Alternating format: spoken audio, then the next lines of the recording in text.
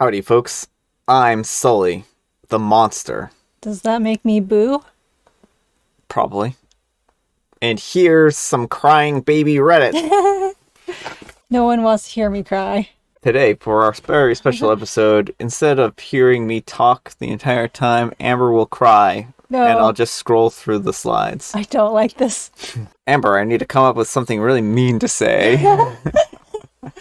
Our first letter is titled, Am I a Jerk for Taking My Niece Home When She Started Crying in a Restaurant? Some background. I'm a 33-year-old male, and I'm unmarried, but I have a girlfriend. My youngest brother is married with a 4-month-old daughter. Yesterday evening, me, my girlfriend, a 27-year-old, and my brother and his wife and his daughter and my mom all went out to eat. Now, I am a considerate person, and I try not only to ensure that my brother and his wife get breaks from the baby, but also that I can help out however.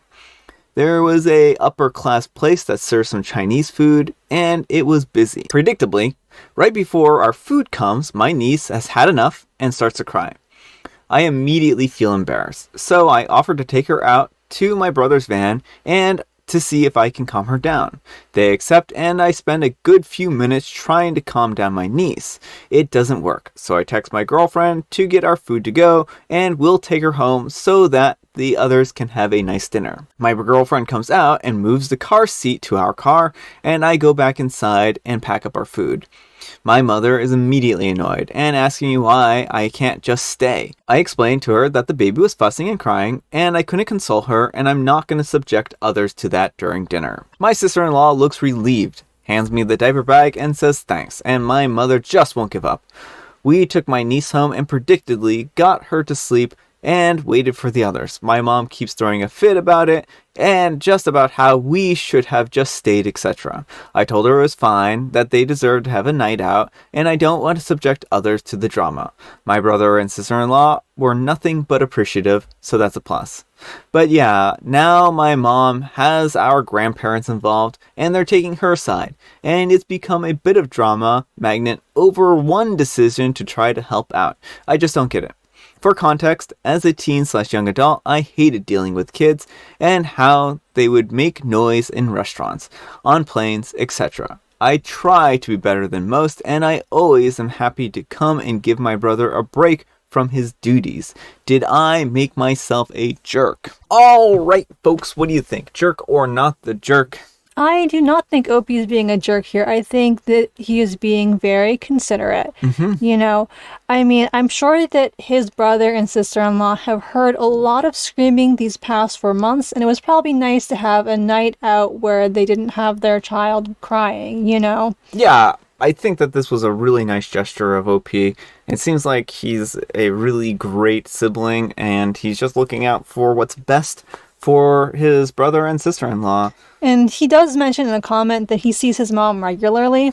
So it's not like this was his only chance to see his mom and the opportunity was ruined by this or anything. So it sounds like this was probably going to be the best option for all parties involved. The kid gets to go home to her safe, comfy environment. His sister and brother-in-law get a nice night out. And, so it was a nice gesture. I don't think there's anything wrong with it. And I think the mom, just needs to cool it. Yeah, I mean, I can understand wanting to have a dinner with everyone involved and being upset or disappointed that not everyone could be at the dinner. But what's more important is that she was able to spend some time with the people that she doesn't see very often. So I think that she's just making a big deal out of nothing here. And yeah, I think that OP's a great person. So anyhow, take care and good luck. And Eve Hannah says, as long as the parents were on board with it, not the jerk. And OP replies, my sister-in-law was grateful. My brother and I are kind of sometimes hard when it comes to communication, but he didn't fight it. And Mopey Unicycle says, also, I would like to ask if your girlfriend was okay with it doing that as well. If so, then I don't see the issue. I think maybe your mother wanted a family meal with everyone regardless of noise. And OP replies, she was okay with it. She lets me handle things like this. Her biggest concession is that she asks in the relationship that I give her 2 rooms to do her hobbies in as she wishes. And she makes clothing and also has a huge otaku type, I think. And our relationship is great since she's pretty timid and prefers if I handle the decision making most of the time. Alright folks, our next letter is titled, Am I a jerk for refusing to make my cat a vegetarian? No, you're not the jerk. Let's move on. I am a 38-year-old and my boyfriend is a 34-year-old and we've been dating for about a year and a half. Everything has been great and we're now discussing moving into his apartment together. He's a strict vegetarian, and that's fine. I'm not a die-hard carnivore, including not having any meat/meat products in the house. Even a ham sandwich sitting in my handbag is a no-no. Whatever, it's his apartment, and it hasn't bothered me until now. My cat, Chapati, 4 years old, is a resident gangster. Is obviously a meat eater. Bottom line, boyfriend insists that when we move in, Chapati switches to some plant-based cat food. When I looked astonished, he stared blankly back at me and said that I know full well that there's a no meat policy in the house.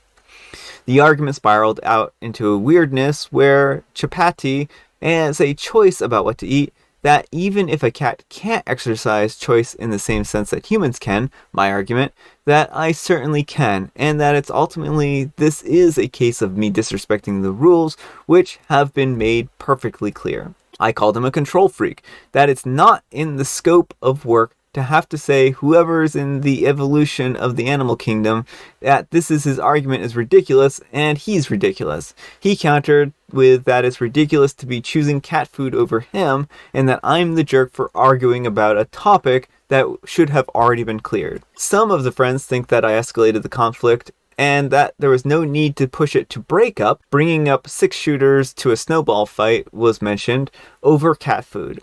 It's true, I have regret about the escalation, but the whole tone of the conversation leaves me baffled and angry. So am I the jerk? Alright folks, what do you think? Jerk or not the jerk? Not the jerk, and I want to point something out here, Opie. You say it's his apartment, but if you're moving in there, it's your apartment too. Yeah.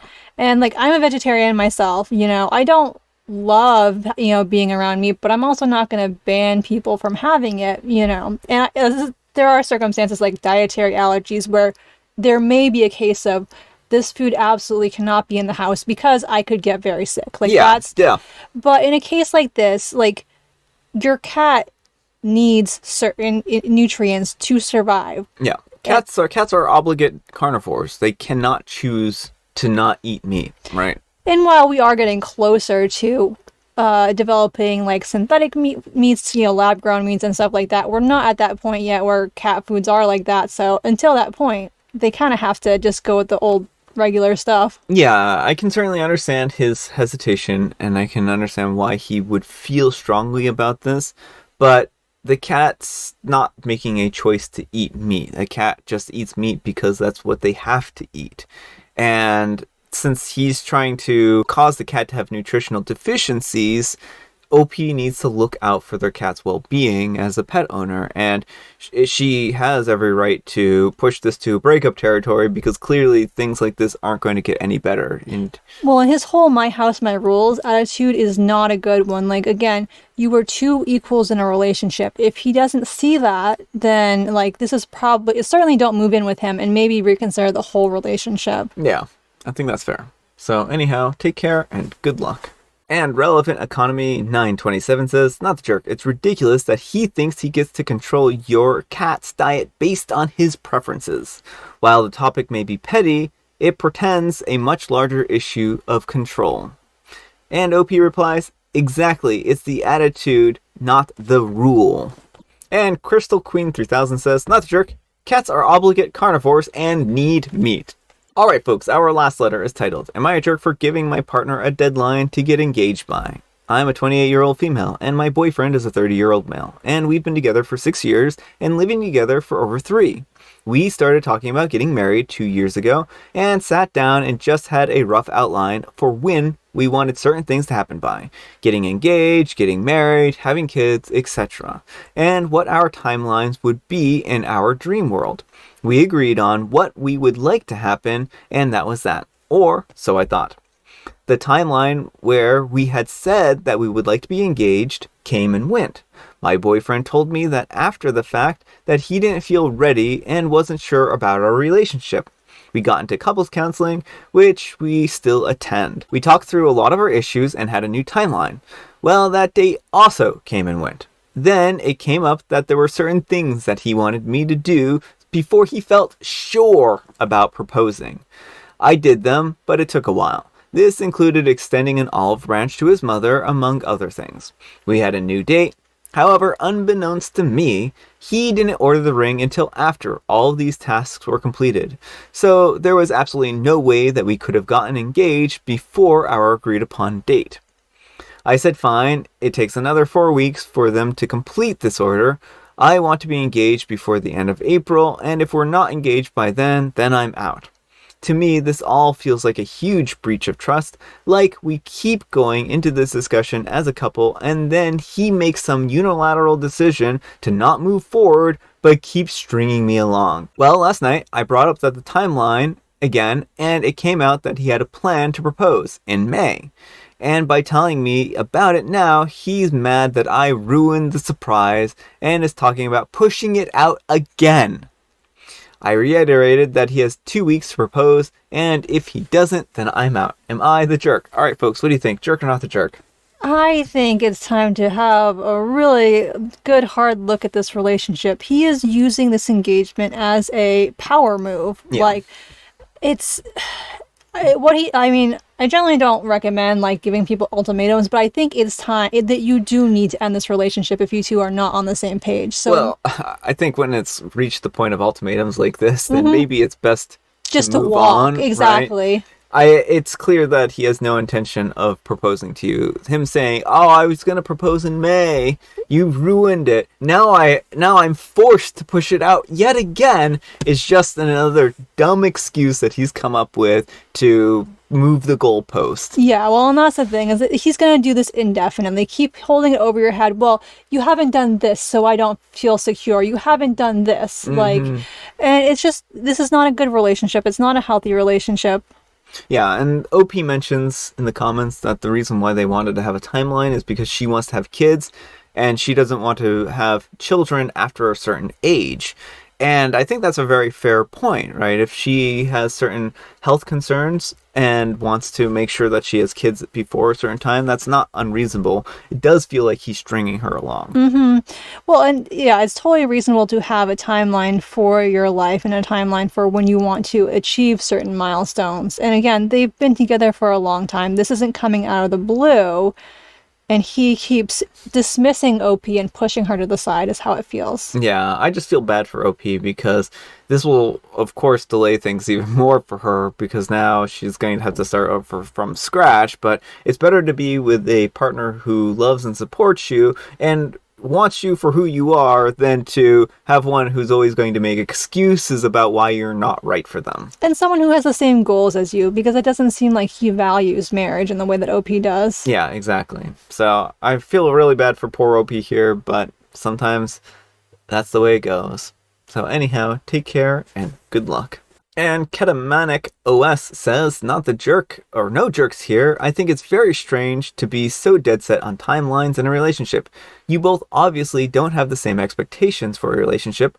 Once you need to set deadlines, it isn't going to work anyhow. Which I don't agree with. I think that everyone's going to have different views on timelines. And OP replies, the timelines are partly for kids. We want to have bio kids, and I don't want to be pregnant after I'm 32. I grew up in a household where my parents were never married, and it's something that's important to me as a result. If I have a partner. If I don't, I'm happy to just go it alone. And Communication Odd 9406 says, he clearly doesn't want to marry you. It's like when I tell my kids I'll think about it, or maybe later. I mean, no. And Hobie replies, yep, that's what it feels like. All right, folks, it is tea time. Grab your beverages of choice. I've got some tea right here. And Amber, she's got a joke. What did the doctor prescribe to the sick citrus fruit? Oh, no. The doctor prescribed to the sick citrus fruit a peel. And it was not necessarily something that worked out in the citrus fruit's best interests. Let me tell you that. It was kind of taken too literally, if you know what I mean. That's horrifying, and no, the answer is lemonade. Amber's like, why, Brian? Why demented? And I have Earl Grey.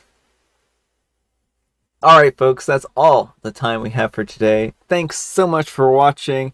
Happy Friday. Thank goodness we made it to another Friday. Thank Gertrude. It's Friday. I don't know who Gertrude is, but thank you, Gertrude, for your wonderful Friday that we have. Amber, we need some moral, and please have it involve lemonade. When life gives you a bad boyfriend, go make lemonade without the boyfriend and just enjoy things. And you don't need the bad boyfriend. Yes, when life hands you lemons, don't make lemonade. Get rid of that bad boyfriend and kick him to the curb. Thanks so much for watching, and we will see you all tomorrow. Bye.